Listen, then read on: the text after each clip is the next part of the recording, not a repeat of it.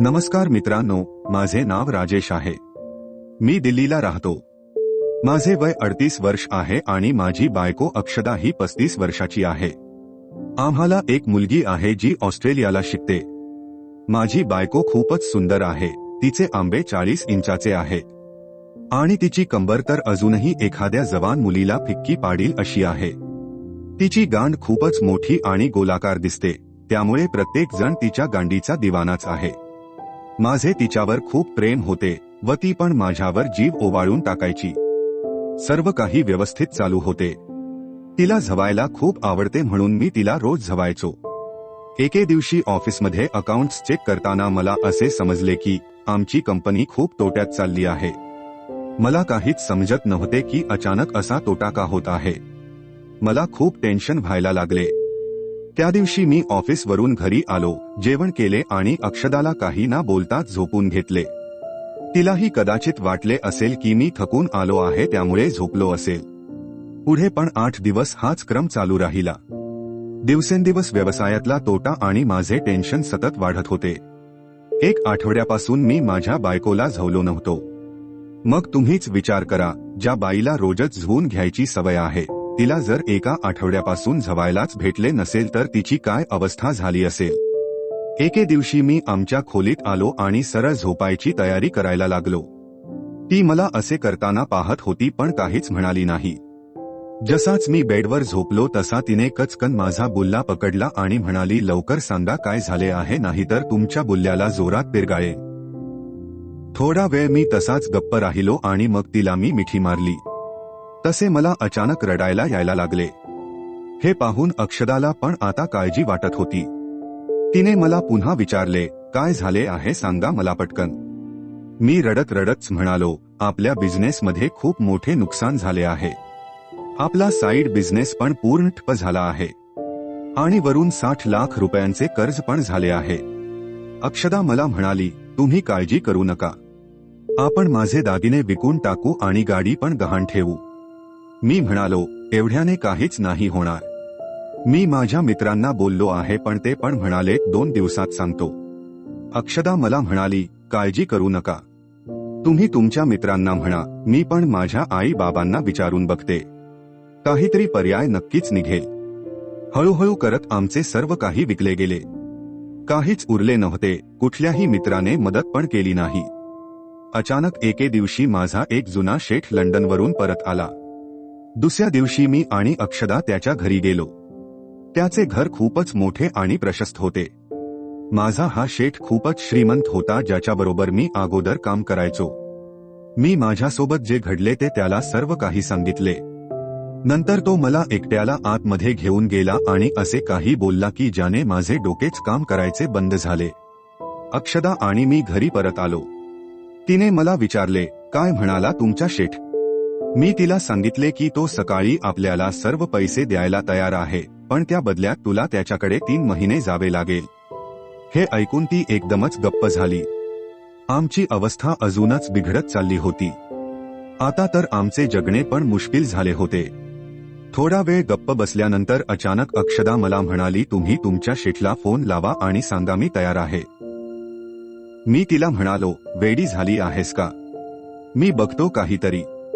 तेवढ्यात अक्षदा मला म्हणाली, काय करणार आहात तुम्ही, सगळे उपाय तर संपले आहेत इथे. आपल्या मुलीला काय उपाशी मारायचे ठरवले आहे का तुम्ही. ते काही नाही, मी जे सांगते ते करा. मला काय करावे आणि काय नाही हेच कळत नव्हते. शेवटी उदासलेल्या चेहऱ्याने मी माझ्या शेठला फोन करून आमचा होकार कळवला. उद्या सकाळी आम्हाला पैसे मिळणार होते. त्या बदल्यात अक्षदा त्यांच्याकडे जाणार होती. पहिल्या दिवशी अक्षदाला एका महागड्या हॉटेलवर बोलावले.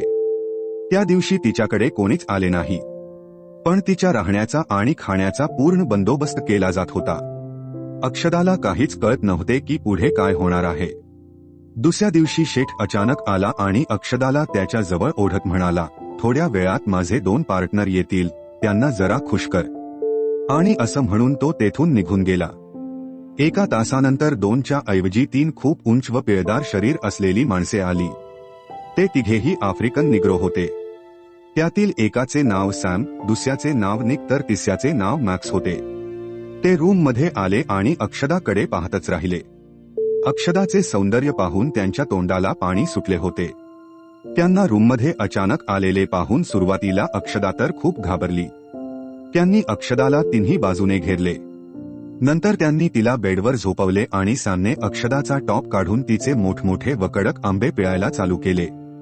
दुसरीकडे निक अक्षदाची पुची चोळत होता आणि मॅक्स मात्र हे सर्व बघून आनंद घेत होता. तसे बघितले तर अक्षदाला पण खूप मज्जा येत होती, कारण खूप वर्षांनंतर तिला परपुरुषांचे बुल्ले मिळणार होते. आतापर्यंत त्यांनी अक्षदाला पूर्ण नागडे केले होते व एक एक करून ते पण नागडे झाले. अक्षदाची नजर अजूनपर्यंत त्यांच्या बुल्ल्यांवर गेलीच नव्हती. सॅमने अक्षदाला आपला बुल्ला तोंडात घेण्याचा इशारा केला. तेव्हा अक्षदाने त्याच्या बुल्ल्याकडे पाहिले तर ती दचकलीच, कारण सॅमचा बुल्ला एकदम काळाकुट्ट आणि 10 इंचाचा होता. त्याचा बुल्ला पाहिल्यानंतर अक्षदाने लगेच निकच्या बुल्ल्याकडे पण वळून पाहिले तर त्याचाही बुल्ला जवळपास 10 इंचाचाच होता, पण जाड मात्र सॅमपेक्षाही जास्त दिसत होता. अक्षदा थोडी घाबरली होती, पण तरीही तिने हिम्मत करून सॅमचा बुल्ला तोंडात घेऊन चोखायला सुरुवात केली व एका हाताने निकचा बुल्ला हलवत होती. अक्षदा आता बारी-बारीने दोघांचे पण बुल्ले तोंडात घेऊन मजेशीर चोखत होती, पण त्यांचे बुल्ले खूप जाड आणि लांब असल्याने तिच्या तोंडात ते अर्धे पण जात नव्हते. त्या तिघांना हे असे करताना पाहून समोरच बसून आनंद घेत असलेला मॅक्स पण खूप गरम झाला होता. शेवटी मॅक्स पण आपल्या जागेवरून उठला आणि सरळ अक्षदाची पुची चाटायला लागला. त्यामुळे अक्षदा अजूनच गरम झाली आणि खूप मस्तीत येऊन सॅम आणि निकचे बुल्ले अजून खोल पार घशापर्यंत घालून घेण्याचा प्रयत्न करायला लागली. साधारणतः 20 मिनिटांनंतर सॅम आणि निक या दोघांनी पण त्यांचे बिंद एक एक करून अक्षदाच्या तोंडातच सोडले. अक्षदाचे तोंड त्यांच्या घट्ट बिंदाने गच्च भरले होते. तोपर्यंत मॅक्सने पण अक्षदाची पुची चाटून चाटून तिच्या पुचीचे पाणी काढले होते. आता त्या चौघांमध्ये फक्त मॅक्सच असा होता की जो पूर्ण भरलेला होता. बाकी तिघांनी पण आपापले पाणी एकदा सोडले होते. मग मॅक्स अक्षदाच्या समोर येऊन उभा राहिला. अक्षदाला पण समजले होते की तिला काय करायचे आहे. अक्षदाने मॅक्सची पॅन्ट खाली ओढली तसा त्याचा ताठून दगडासारखा कडक झालेला काळा नाक गपकन तिच्या डोळ्यासमोर आला. अक्षदा पुन्हा एकदा घाबरली, कारण मॅक्सचा बुल्ला हा त्या दोघांपेक्षाही खूप जाड तर होताच, पण लांबीलाही 11-12 इंचाचा होता. आता अक्षदालाही समजले होते की आज तिची काय अवस्था होणार आहे. तिने आता जास्त विचार करायचा बंद केला आणि सरळ मॅक्सचा बुल्ला तोंडात घेऊन चोखायला सुरुवात केली. मॅक्सचा बुल्ला अक्षदाच्या तोंडात खूप मुश्किलीने बसत होता. त्याच्या बुल्ल्याने अक्षदाच्या तोंडात एवढी दाटी केली होती की अक्षदाचा श्वास अडकत होता. मॅक्स पण जोर लावून जेवढा आत घालता येईल तेवढा बुल्ला अक्षदाच्या घशात कोंबत होता. अर्धा तास झाला तरी अजून मॅक्सचे पाणी बाहेर आले नव्हते, पण त्याचा बुल्ला चोखून चोखून अक्षदा मात्र खूप गरम झाली होती. शेवटी मॅक्सने अक्षदाला एखाद्या प्लास्टिकच्या बाहुलीसारखे उचलून बेडवर फेकले. मॅक्स अक्षदाच्या दोन्ही पायाच्या मध्ये येऊन बसला आणि आपला 1 फुटाचा बुल्ला अक्षदाच्या नाजूक पुचीवर घासायला लागला. त्यामुळे अक्षदा अजूनच गरम झाली. आता अक्षदाच्या तोंडून खूप मादक आवाज बाहेर पडत होते आणि अक्षदा मॅक्सचा बुल्ला आत घालून घ्यायला तयार झाली होती. तिने एका हाताने मॅक्सचा बुल्ला पकडून आपल्या पुचीच्या भोकावर सेट केला. मॅक्स एक अनुभवी व्यक्ती होता. त्याला पण माहित होते की अक्षदा एका झटक्यात एवढा मोठा बुल्ला सहन करू शकणार नाही, म्हणून त्याने हळूहळू करून आधी फक्त त्याचे टोकच अक्षदाच्या पुचीत घातले. फक्त टोक आत गेल्यानेच अक्षदा पूर्ण कासावीस झाली होती. मग मॅक्सने सॅम व निकला काहीतरी इशारा केला. ते दोघे अक्षदाच्या दोन्ही बाजूला येऊन खूप मादक पद्धतीने तिचे आंबे चोखायला लागले. 5 मिनिटातच अक्षदा एवढी गरम झाली होती की तिच्या पुचीत मॅक्सचा एवढा मोठा बुल्ला असतानाही ती तिचे कंबर हलवून त्याचा बुल्ला थोडाफार आत बाहेर करायला लागली होती. अक्षदाची पुची आता पूर्ण ओली झाली होती. मॅक्सच्या बुल्ल्याचे टोक हळूहळू आत बाहेर होत होते. पुन्हा एकदा मॅक्सने सॅम आणि निकला इशारा केला. त्यावर सॅम उठला आणि त्याने त्याचा अर्धवट कडक झालेला बुल्ला पुन्हा एकदा अक्षदाच्या तोंडात दिला. वनिक अक्षदाचे दोन्ही आंबे बारी-बारीने चोखायला लागला. मॅक्सने पण संधीचे सोने करत एक जबरदस्त धक्का दिला आणि त्याचा अर्धा बुल्ला अक्षदाची पुची फाडत आत घुसला. अक्षदाच्या काळजाचा ठोका चुकला. अक्षदा खूप जोरात ओरडली असती पण तिच्या तोंडात अगोदरच सांचा बुल्ला होता, त्यामुळे तिचा आवाज आतच दबला गेला. अक्षदाला खूप त्रास होत होता हे तिच्या डोळ्यातून वाहणाऱ्या अश्रूंवरून कळत होते. मॅक्सने अक्षदाची अवस्था समजून घेतली व तो काही वेळ तसाच थांबला आणि निकला तिच्या आंब्यांवरून बाजूला करत स्वतः प्रेमाने तिचे आंबे चोखायला लागला. जवळपास 10 मिनिटांनंतर अक्षदाचा त्रास हळूहळू कमी झाला आणि अक्षदाने इंग्रजीमध्ये मॅक्सला हळू होण्यासाठी रिक्वेस्ट केली. मॅक्स पण ओके म्हणाला. आता अक्षदा पूर्ण जोशात आली होती, त्यामुळे तिच्या पुचीने खूप पाणी सोडले होते व त्यामुळे सर्व पुची एकदम चिकणी झाली होती.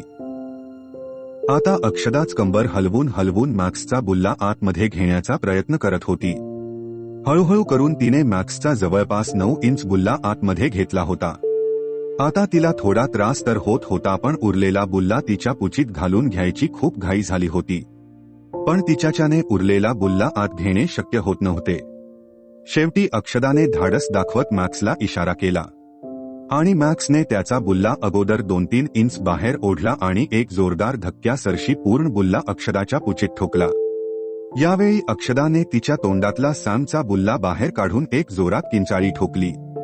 आता मात्र मॅक्सला तिच्या किंचाळीने काहीच फरक पडला नाही. त्याने एका मागोमाग एक धक्के देत अक्षदाची पुची रुंदवली. मॅक्सच्या जाडसर बुल्ल्याने अक्षदाची पूर्ण पुची फाकत होती.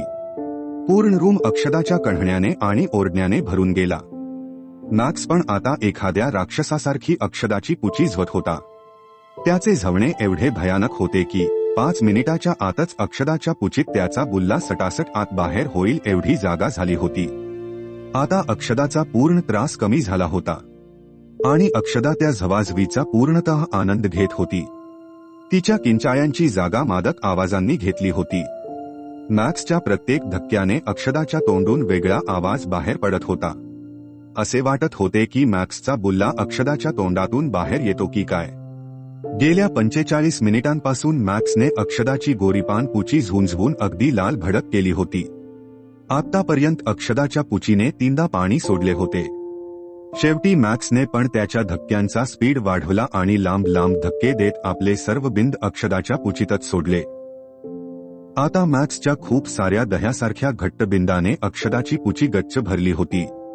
त्याच्या प्रत्येक धक्क्याने अक्षदाच्या पुचीत साचलेले बिंद पुचीच्या कडांनी पिचकारी सारखे बाहेर उडत होते. नंतर मॅक्सने आपला पूर्ण रिकामा झालेला बुल्ला बाहेर काढला आणि अक्षदाच्या तोंडासमोर नेला. अक्षदाने पण तो प्रेमाने चाटून पूर्ण साफ केला. अशा प्रकारे पहिला राऊंड येथे संपला होता. दुसरा राऊंड सुरू करण्याआधी अक्षदाने त्या तिघांकडे थोड्या विश्रांतीची मागणी केली. अक्षदा त्यांना म्हणाली, तुम्ही जर मला थोडीशी विश्रांती घेऊ दिली तर मी अजूनच जोशात तुमच्या बुल्ल्यांचे पाणी बाहेर काढील आणि तुम्हाला अजून जास्त मज्जा देईल. मित्रांनो, या पुढील कथा आपण पुढच्या भागात ऐकू. तोपर्यंत ही कथा तुम्हाला कशी वाटली हे मला कमेंटद्वारे नक्की कळवा. तसेच कथा आवडली असेल तर सर्वात अगोदर कथेला लाईक करा व आपल्या या चॅनलला तुमच्या सपोर्टची खूप गरज आहे, त्यासाठी आपल्या या चॅनलला सबस्क्राईब करून बेल आयकॉन पण जरूर दाबा. धन्यवाद. Sorry, it's DJ.